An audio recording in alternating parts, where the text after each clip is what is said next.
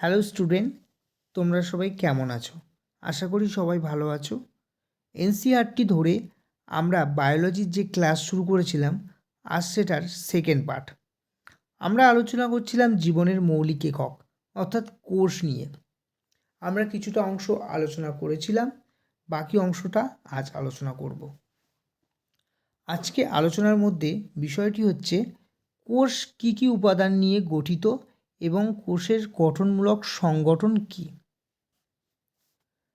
আমরা দেখলাম যে কোষে কতগুলি বিশেষ উপাদান রয়েছে যাদেরকে অঙ্গাণু বলে, অর্থাৎ প্রতিটি কোষের কিছু নির্দিষ্ট অংশ থাকে যারা নির্দিষ্ট কাজ সম্পাদনা করে।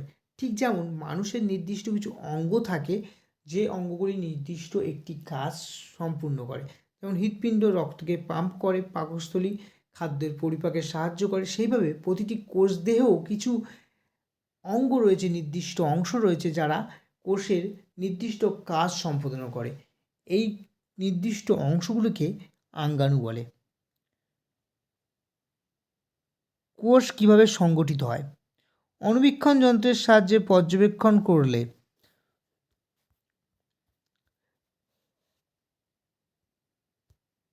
প্রায় প্রতিটি কোষেরই তিনটি বৈশিষ্ট্য লক্ষ্য করা যায়। এগুলি হলো কোষ পর্দা, নিউক্লিয়াস এবং সাইটোপ্লাজম। আলোচ্য আজকে এই বিষয়ে আমরা কোষ পর্দা, নিউক্লিয়াস এবং সাইটোপ্লাজমে বিশদভাবে জানব, কিন্তু আজকে মূলত আমরা কোষ পর্দা নিয়ে আলোচনা করব। তো চলো কোষ পর্দা নিয়ে আলোচনা করা যাক বিস্তারিতভাবে।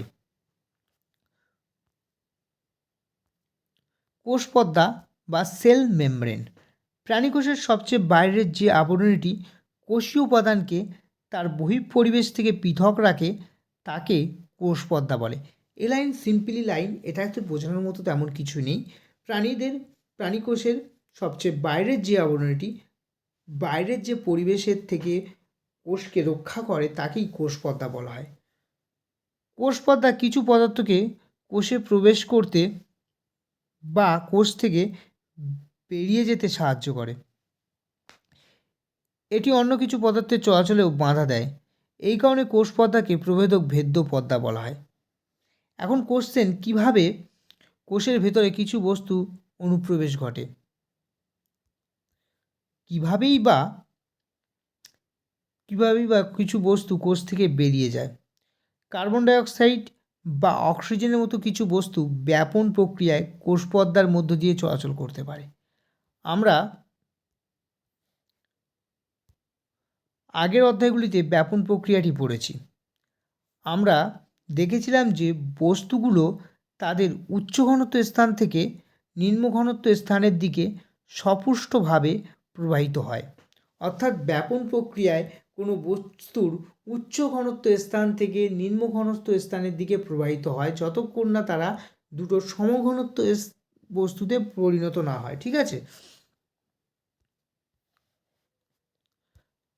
অনেকটা একই ঘটনা ঘটে যখন কার্বন ডাইঅক্সাইড এর মতো কিছু পদার্থ কোষের ভেতরে অধিক মাত্রায় জমা হয়। উল্লেখ্য, কার্বন ডাইঅক্সাইড কোষীয় বিভাগের ফলে উৎপন্ন বজ্র পদার্থ, তাই কোষ থেকে এর বহিষ্করণ অত্যাবশ্যক। কোষের বহিঃপরিবেশে কার্বন ডাইঅক্সাইড এবং এর ঘনত্ব কোষের অন্তঃপরিবেশ অপেক্ষা কম থাকে। অর্থাৎ কোষের বাইরের পরিবেশে কার্বন ডাই অক্সাইডের ঘনত্ব অনেক কম, তার সাপেক্ষে কোষের ভিতরে অনেক বেশি থাকে। যে মুহূর্তে কোষের অন্তঃপরিবেশ ও বহিঃপরিবেশের মধ্যে কার্বন ডাই অক্সাইডের ঘনত্বের পার্থক্য সৃষ্টি হয়, তখনই কার্বন ডাই অক্সাইড তার বেশি ঘনত্ব স্থান থেকে কম ঘনত্ব স্থানের দিকে, অর্থাৎ কোষের ভেতর থেকে কোষের বাইরের দিকে ব্যাপন প্রক্রিয়ায় বেরিয়ে যায়। এইভাবে কোষের ভেতরে অক্সিজেনের ঘনত্ব হ্রাস পেলেও কোষের বহিঃপরিবেশ থেকে অক্সিজেন ব্যাপন প্রক্রিয়ায় কোষের অন্তঃপরিবেশে প্রবেশ করে। এইভাবে সংলগ্ন কোষের মধ্যে এবং কোষ ও তার বহিঃপরিবেশের মধ্যে গ্যাসীয় আদান প্রদানে ব্যাপন প্রক্রিয়া গুরুত্বপূর্ণ ভূমিকা পালন করে। অর্থাৎ কোষের গ্যাসীয় আদান প্রদানে, অর্থাৎ কার্বন ডাইঅক্সাইড এবং অক্সিজেনের আদান প্রদানে ব্যাপন প্রক্রিয়া গুরুত্বপূর্ণ ভূমিকা পালন করে। জলের পরিবহন ব্যাপনের নীতি মেনে হয়, অর্থাৎ জলের পরিবহন ও ব্যাপনের নীতি মেনে হয়, অর্থাৎ উচ্চ ঘনত্ব স্থান থেকে নিম্ন ঘনত্ব স্থানের দিকে প্রবাহিত হয়। কোনো কোষ পদ্মার মতো এমন একটি প্রবেদক ভেদ্য পদ্মার মধ্য দিয়ে জলের পরিবহনকে অভিস্রবণ বলে, অর্থাৎ জলের যে পরিবহন সেটাকে অভিস্রবণ বলা হয়। কোষ পদ্মা বা প্লাজমা পদ্মার মধ্য দিয়ে জলের পরিবহন জলে দ্রবীভূত পদার্থের পরিমাণ দ্বারা প্রভাবিত হয়, অর্থাৎ জলে দ্রবীভূত পদার্থ কী আছে সেটার পরিমাণ দ্বারা তার ঘনত্ব প্রভাবিত হয়। ঠিক আছে।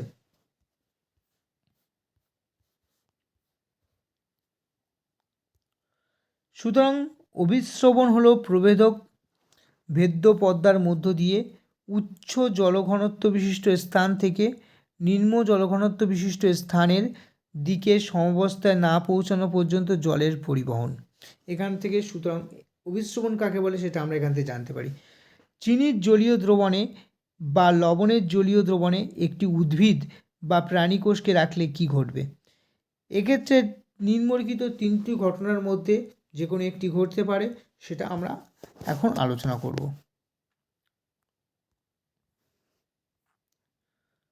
যদি একটি উদ্ভিদ কোষ বা প্রাণী কোষকে চিনির জলীয় দ্রবণে ডোবানো হয় তাহলে কি ঘটবে সেটা আমরা আলোচনা করছি। এখানে তিনটি কন্ডিশন আছে, তিন রকম ঘটনা ঘটতে পারে। তো প্রথমটা আমরা আলোচনা করব। ঠিক আছে। বহিঃপরিবেশীয় মাধ্যমে জলের ঘনত্ব কোষীয় মাধ্যম অপেক্ষা বেশি হলে, অর্থাৎ বাইরের পরিবেশে অর্থাৎ কোষের ভিতরের থেকে বাইরের দিকে জলের ঘনত্ব যদি বেশি হয় তাহলে যেটা ঘটবে, অর্থাৎ বহিঃপরিবেশীয় দ্রবণটি লঘু প্রকৃতির হলে অভিস্রবণ প্রক্রিয়ায় কোষে জল প্রবেশ করবে। যেহেতু বহিঃপরিবেশে জলের ঘনত্ব বেশি এবং কোষীয় মধ্যে জলের ঘনত্ব কম, তাই এই ক্ষেত্রে জল কোষের মধ্যে প্রবেশ করবে। এই ধরনের বহিঃপরিবেশীয় দ্রবণকে লঘুসারক দ্রবণ বলে। যেহেতু কোষের মধ্যস্থ অপেক্ষা বহিঃপরিবেশে জলের ঘনত্ব বেশি, তাই বহিঃপরিবেশীয় দ্রবণকে লঘুসারক দ্রবণ বলে। এমতো অবস্থায় কোষ পদ্মার মধ্য দিয়ে জল উভয় দিকে চলাচল করতে পারে, অর্থাৎ কোষের মধ্যেও জল প্রবেশ করে কোষ পদ্মার মধ্য দিয়ে এবং কোষের বাইরেও জল বেরিয়ে যায়। তবে যে পরিমাণ জল কোষ থেকে বেরিয়ে যায় তার তুলনায় বেশি পরিমাণ জল কোষের ভেতরে প্রবেশ করে, অর্থাৎ যেহেতু কোষের ভিতরে জলের ঘনত্ব কম এবং কোষের বাইরে জলের ঘনত্ব বেশি, তাই যে পরিমাণ জল কোষ থেকে বাইরে যায় তার থেকে বেশি পরিমাণ জল কোষের মধ্যে প্রবেশ করে। এর সামগ্রিক ফল হলো এই যে কোষে জল প্রবেশ করে, অর্থাৎ আলটিমেটলি দেখা যায় যে কোষের মধ্যে জল প্রবেশ করছে এবং কোষটি রসস্ফীত হয়, অর্থাৎ কোষটি ফুলে যায় বা মোটা হয়ে যায়, এটাই ঘটে। সেকেন্ড কন্ডিশনে কি বলা হচ্ছে? বহিঃপরিবেশীয় মাধ্যমে ও কোষীয় মাধ্যমে জলের ঘনত্ব সমান হলে, অর্থাৎ কোষের ভিতরে যতটা জল আছে বহিঃপরিবেশীয় মাধ্যমে ততটা জলের ঘনত্ব যদি হয় তাহলে কোষ পদ্মার মধ্য দিয়ে জলের পরিবহন ঘটে না। এইরূপ বহিঃপরিবেশীয় দ্রবণকে সমসারক দ্রবণ বলে। যেহেতু দুই দিকেই দ্রবণের জলের পরিমাণ জলের ঘনত্ব সম, তাই কোনো দিকেই জলের ঘনত্বে জল প্রবেশ করে না। এক্ষেত্রে কোষ পদ্মার মধ্য দিকে উভয় দিকে জলের পরিবহন ঘটে, অর্থাৎ এক্ষেত্রে কোষ পদ্মার মধ্য দিয়ে জল বাইরেও যায় ভিতরেও যায়, কিন্তু যে পরিমাণ জল কোষের ভিতরে প্রবেশ করে ঠিক সেই পরিমাণ জল কোষ থেকে বেরিয়ে যায়। সুতরাং সামগ্রিকভাবে জলের পরিবহন ঘটে না। যেহেতু যতটা জল কোষের মধ্যে প্রবেশ করছে ততটা জলই কোষ থেকে বেরিয়ে যাচ্ছে, তাহলে আলটিমেটলি কোনো রকম জলের পরিবহন ঘটছে না, অর্থাৎ এক্ষেত্রে কোষের আকার আকৃতির পরিবর্তন হয় না। তারপর 3 নম্বর কন্ডিশনে কি বলা হচ্ছে? বহিঃপরিবেশীয় মাধ্যমে জলের ঘনত্ব কোষীয় মাধ্যম অপেক্ষা কম হলে, অর্থাৎ বহিঃপরিবেশীয় মানে কোষের বাইরের পরিবেশে জলের ঘনত্ব কোষের ভিতরের থেকে কম হলে, বহিঃপরিবেশীয় দ্রবণের ঘনত্ব বেশি হলে অভিস্রবণ প্রক্রিয়ায় কোষ থেকে জল বাইরে বেরিয়ে যায়।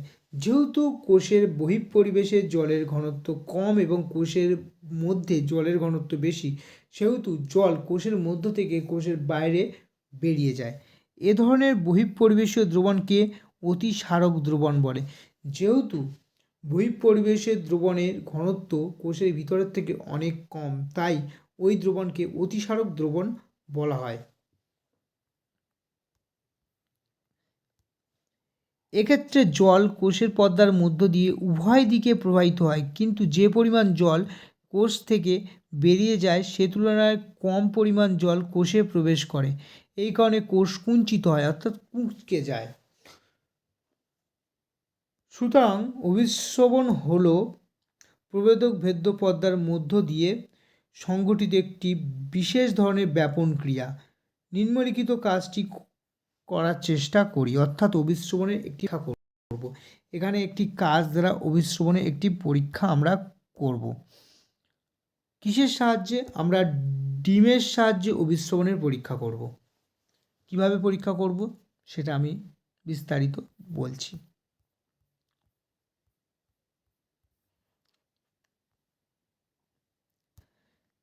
একটি ডিমকে লঘু হাইড্রোক্লোরিক অ্যাসিডের মধ্যে রেখে তার খোলকটি বের করে নাও। অর্থাৎ ডিমের খোলকটি বের করতে হবে। লঘু হাইড্রোক্লোরিক অ্যাসিডের মধ্যে যদি একটি ডিমকে ডুবিয়ে দেওয়া হয়, তাহলে ডিমের যে সাদা শক্ত অংশটি সেটা ডিজলভ হয়ে যায় এবং ডিমটা শুধু একটা পাতলা ত্বক দ্বারা গঠিত থাকে। খোলকটি প্রধানত ক্যালসিয়াম কার্বনেট দ্বারা গঠিত। যেহেতু ডিমের খোলাটা ক্যালসিয়াম কার্বনেট দ্বারা গঠিত, সেহেতু হাইড্রোক্লোরিক অ্যাসিডের সঙ্গে বিক্রিয়া করলে ক্যালসিয়াম কার্বনেটটি ডিজলভ হয়ে যায়। এই অবস্থায় ডিমটিকে ঘিরে একটি পাতলা আবরণী থাকে, অর্থাৎ পাতলা চামড়া পর্দা থাকে, যেটাকে কোষ পর্দাও আমরা বলতে পারি। ঠিক আছে, এবার ডিমটিকে বিশুদ্ধ জলের মধ্যে রাখো এবং 5 মিনিট পর পর্যবেক্ষণ করো। আমরা কি দেখতে পাবো বা আমরা কি পর্যবেক্ষণ করলাম? ডিমটি রসস্ফীত হয়েছে, কারণ অভিস্রবণ প্রক্রিয়ায় ডিমের মধ্যে জল প্রবেশ করেছে। একই রকমভাবে একই ধরনের খোলকবিহীন ডিমে একটি ডিমকে লবণের ঘন দ্রবণে রাখো এবং 5 মিনিট পর পর্যবেক্ষণ করো। ডিমটি কুঞ্চিত হয়। অর্থাৎ যেমন জলের মধ্যে ডিমটি রাখার ফলে ডিমটি রসস্ফীত হয়েছিল, ঠিক তেমনি ঘন লবণের দ্রবণের মধ্যে ডিমটি রাখার ফলে ডিমটি কুঞ্চিত হয়। এরূপ কেন হয়? কারণ ডিমের ভেতরকার দ্রবণের থেকে জল লবণের দ্রবণে বেরিয়ে আসে, কারণ লবণের দ্রবণটি তুলনামূলকভাবে অধিক ঘনত্ব বিশিষ্ট। শুকনো কিশমিশ বা এপিকল ফল নিয়েও এই ধরনের পরীক্ষা করা যায়। অর্থাৎ আমরা ডিমটা নিয়ে যেমন পরীক্ষা করেছি, এটি কিশমিশের সাহায্যেও পরীক্ষাটি করা যায়। তো আমরা পরের আলোচনা করব। আমার এই অ্যাক্টিভিটি, এই কাজটা অতটা ইম্পর্টেন্ট না। এখান থেকে যেটা ইম্পর্টেন্ট আমি সেটাই পড়বো। এই প্যারাতে অত কিছু ইম্পর্টেন্ট নেই। এই পড়াটা আমাদের ইম্পর্টেন্ট হচ্ছে এখান থেকে। প্লাজমা পর্দা একটি নমনীয় পর্দা এবং এটি লিপিড ও প্রোটিন জাতীয় জৈব যৌগ দ্বারা গঠিত। অর্থাৎ প্লাজমা পর্দা কী নিয়ে গঠিত, এটা কোশ্চেন আসতেই পারে। লিপিড ও প্রোটিন জাতীয় ও জৈব যৌগ দ্বারা গঠিত। উল্লেখ্য, আমরা শুধুমাত্র ইলেকট্রন অণুবীক্ষণ যন্ত্রের সাহায্যেই কোষ পর্দা বা প্লাজমা পর্দার গঠন পর্যবেক্ষণ করতে পারি। অর্থাৎ আমরা ইলেকট্রন অণুবীক্ষণ যন্ত্র ছাড়া খালি চোখে কোষ পর্দা পর্যবেক্ষণ করতে পারি না। খালি চোখে কোষ পর্দা দেখা যায় না। কোষ পর্দার নমনীয়তা কোষকে তার বহিঃপরিবেশ থেকে খাদ্য ও অন্যান্য জৈব বস্তু সংগ্রহ করতে সক্ষম করে তোলে। এই প্রক্রিয়ায় খাদ্য গ্রহণকে এন্ডোসাইটিস বলে। এককোষী জীব অ্যামিবা এই পদ্ধতিতে খাদ্য গ্রহণ করে। অর্থাৎ এন্ডোসাইটিস পদ্ধতিতে খাদ্য গ্রহণ করে কোন প্রাণী? তাহলে সেটা হয়ে যাবে অ্যামিবা।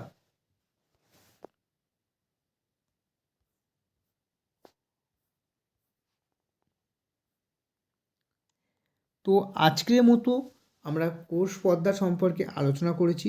আজকের ক্লাসটা এই পর্যন্তই থাকবে। পরবর্তী অংশে আমরা কোষ প্রাচীর বা সেল ওয়াল নিয়ে আলোচনা করব এবং এনসিইআরটি ধরে প্রতিটা লাইন ধরে প্রতিটা বায়োলজির অধ্যায় আমরা শেষ করব। আপকামিং রেলওয়ে এক্সামগুলোর জন্য এই ক্লাসটা খুবই ইম্পর্টেন্ট হবে, আর এই ক্লাসের বাইরে আশা করি কোনো কোশ্চেন আসবে না। তো তোমরা যারা রেলওয়ের জন্য প্রিপারেশন করছো তারা অবশ্যই চ্যানেলটিকে সাবস্ক্রাইব করে নেবে, ভিডিওটিকে লাইক করবে আর কমেন্ট করে জানাবেন এই ভিডিওটা তোমাদের কেমন লাগলো। থ্যাংক ইউ, ধন্যবাদ।